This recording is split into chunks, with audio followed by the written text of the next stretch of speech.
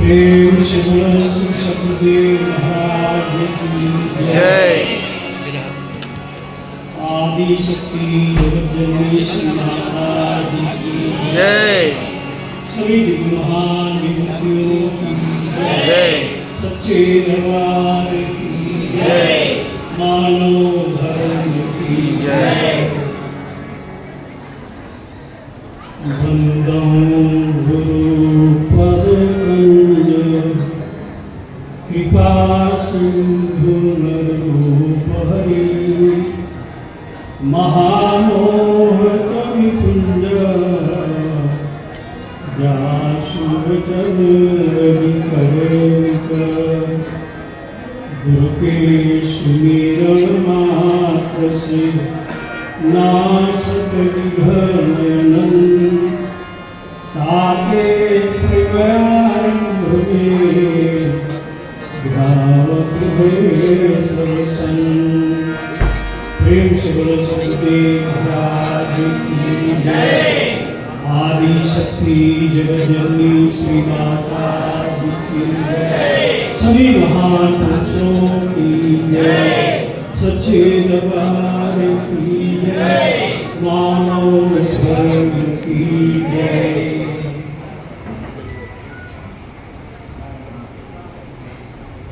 मंच पर आसीने परम पूज्य भाई जी, परम पूज्य महात्मा जी, प्रेमी सज्जनों, भक्तिमयी माताएं बहनों,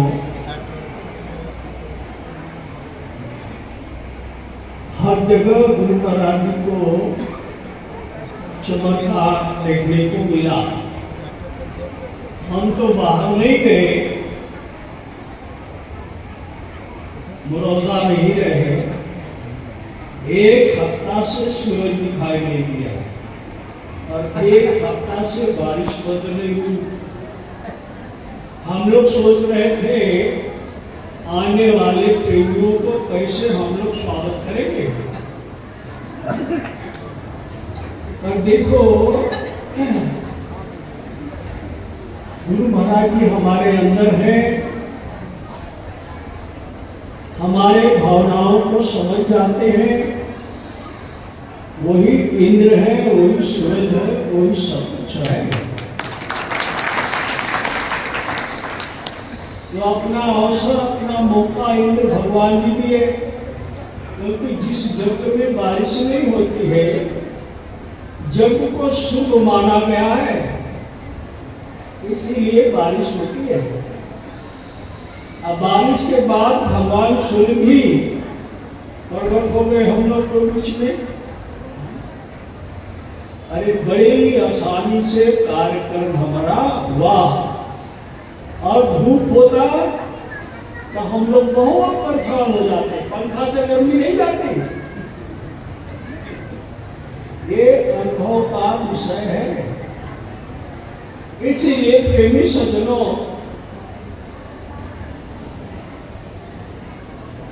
कबीरदास जी जैसे हम लोग सत्संग करते हैं, वो सत्संग करते जा रहे हैं। हिंदू मुस्लिम सिख ईसाई आपस में सब भाई भाई, तो उनसे हिंदू जुड़ गए तो हिंदू समाज विरोधी बन गया कि हमारे भाइयों को ये बहका रहे हैं, नया धर्म चला रहे हैं। मुस्लिम जुड़ गया तो मुस्लिम समाज विरोधी बन गया, ईसाई जुड़ गया तो ईसाई विरोधी बन गया, सिख जुड़ गया तो सिख विरोधी बन गया। ना समझ के कारण सारा समाज विरोधी बन गया। कबीरदास जी का शिकायत चली गई धर्मदास के पास, ये कहां से नया धर्म लाए हैं और सभी को धर्म छुड़ा करके अपना धर्म चला रहे हैं।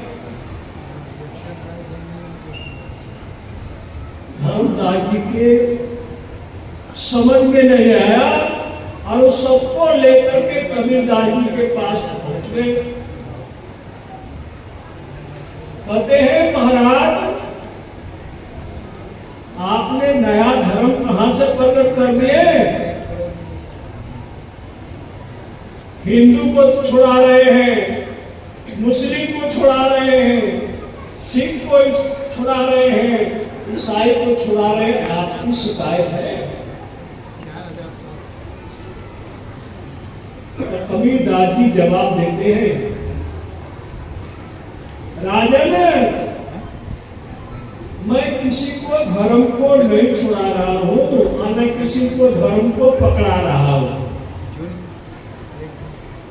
मैं तो उस धर्म की बात करते हैं न छोड़ा जाता है न पकड़ा जाता है। प्रेमी सज्जनों, धर्मदास के समझ में आ गया और वो कौन सा धर्म है जो पकड़ा नहीं जाता है और छोड़ा नहीं जाता है,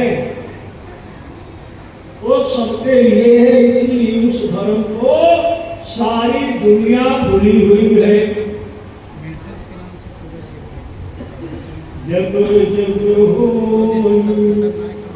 धर्म की हानि बाढ़े असुर अधम अभिमानी, तब तब धरि प्रभु विविध शरीरा हरहि विप्रनिधि सहजन पीरा।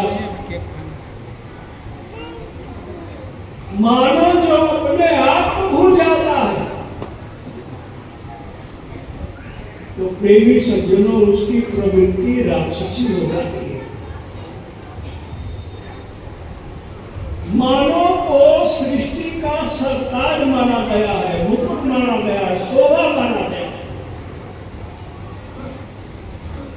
और मानव का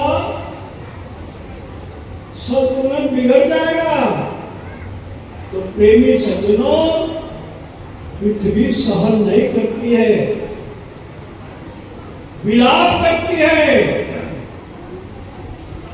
हमसे सहन नहीं हो रहा है। आज क्या हो रहा है? कहीं ज्यादा बारिश, कहाँ ज्यादा बारिश है तो यहाँ उत्तर बिहार की तरफ आता है, यहाँ बारिश नहीं हो रही, उल्टा काम हो रहा है। इसीलिए प्रेमी सज्जनों पृथ्वी के लिए कहा जाता है वो विलाप करने लगी, बहुत दुखी हो गई। भार हमारा सहन नहीं हो रहा है।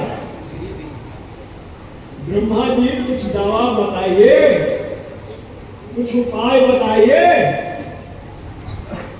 तो प्रेमी सज्जनों ब्रह्मा जी कहते हैं इसका उपाय तो भगवान है। अब भगवान को खोजो। बड़े बड़े धर्माचार बनाए गए। बीच में मेरे को याद आ गया, 4 गुरुओं की महिमा गाई जाती है।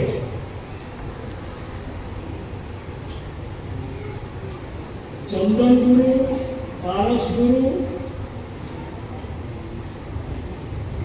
दीपक गुरु और एक और गुरु है गुरु।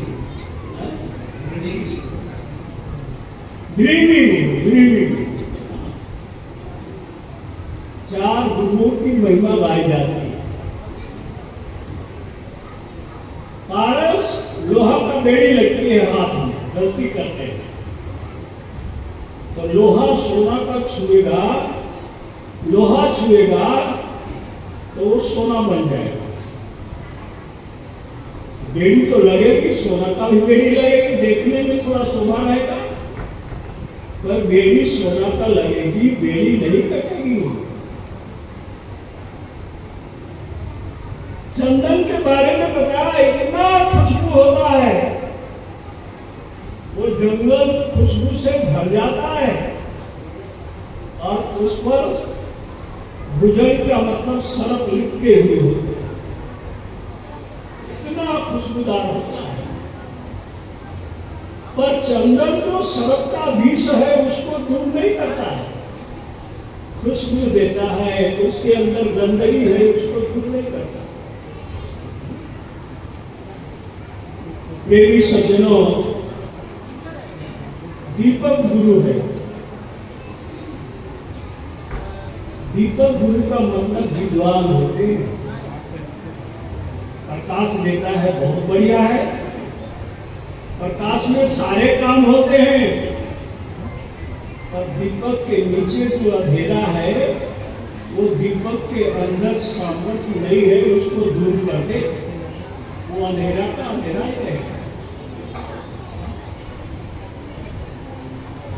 गुरु को कीजिए दंडवत कोटि कोटि प्रणाम, कीट न जाने भीड़ को गुरु कर ले आप समान। भृंगी किस कीड़े को पकड़ती है, अपनाती है? बहुत सीधा होता, चंचल नहीं होता, उसको पकड़ लेती है और ले जाके घर में बंद कर देती है, और बार बार उस पर बैठ करके अपने शब्दों को सुनाती है। और जब उस कीड़े में परिवर्तन आ जाता है, बदलाव आ जाता है, धीरे धीरे भृंगी का रूप आ जाता है, तो दरवाजा खोलती है, उसको निकाल देती है, और वो कीड़ा फिर वही काम करता है जो भृंगी करती है। तो प्रेमी सज्जनों, गुरु महाराज जी अपने समान बना देते। अब सवाल रह गया, गुरु को कहते ईश्वरों का ईश्वर है, अवतारों का अवतार है, भगवानों का भगवान है, ये बात कैसे समझ में आएगी? जब मैं था तब हरि नहीं, अब हरि है मैं था। जब हम अपने आप को कहते हैं कि मैं हूं, तब गुरु को भगवान को नहीं जानेगा। और गुरु महाराज जी ने ज्ञान न दिया। तो प्रेमी सज्जनों, एक बूंद के लिए ईश्वर का अंश है, और बूंद समुद्र में गिरी तो समुद्रमय हो गई। जब गुरु महाराज जी ज्ञान में बनते हैं तो हम नहीं है, वही है, सबके अंदर वही है। इसीलिए उसको शास्त्रों में लिखा, ईश्वर अंश जीव अविनाशी, ईश्वर का अंश है। तो इसके लिए कहा, दूध पड़े डामर भय पानी, ऐसे जीव मयाल प्राणी। दूध धरती पर गिरता है और मैला हो जाता है, ऐसे ही जब गर्भ से जीव बाहर आ जाता है तो माया उसके ऊपर छक्का मार देती है। इसीलिए प्रेमी सज्जनों, वो ज्ञान को जान करके गुरु महाराज जी ने अपने आप को जना दिया, मैं तेरे पास बराबर हूं, कभी तेरे से दूर नहीं हूं। तो जब दूर नहीं हो, मेरे पास है, बराबर साथ रहने का साधन भी बता दिया। इसीलिए प्रेमी सज्जनों, दुख में जैसे सुख आता है, दुख आता है, व्यक्ति पर आता है। इसलिए कबीरदास जी लिखते हैं, गुरु कुमार शिष्य कुंभ गड़गड़ा के कोट, अंदर हाथ सराह दे, ऊपर से मारे चोट। हम सुनाते हैं, आप सुनते हैं, यही तक नहीं है, इसके शब्दों पर विचार करनी पड़ती है। कहते हैं कि लाभ क्या करता है, भय को सुख से काट के अलग कर देता है और एक खाकी अंदर रखता है। बोल सकते